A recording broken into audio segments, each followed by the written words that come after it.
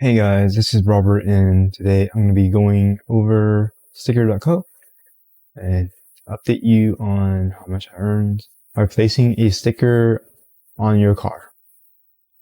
So here, August 5th, I know it's kind of late, but better late than never. So yeah, the earnings have been uploaded to the account, and I'm going to go through that right now.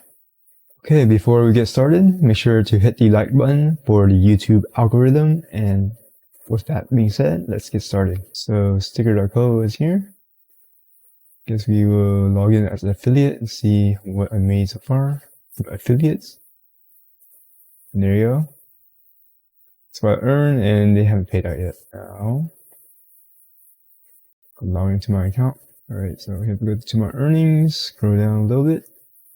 This is what I made on July 2020. This has been approved, $25.84.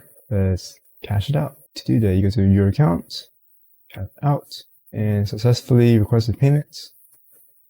And then I'll get a confirmation and deposit a few days. But while we wait, update my spreadsheet. So here's July 2020 income, and here is the expense. And total from May 2019 to now, I'm at 131. We're just putting a sticker on my car.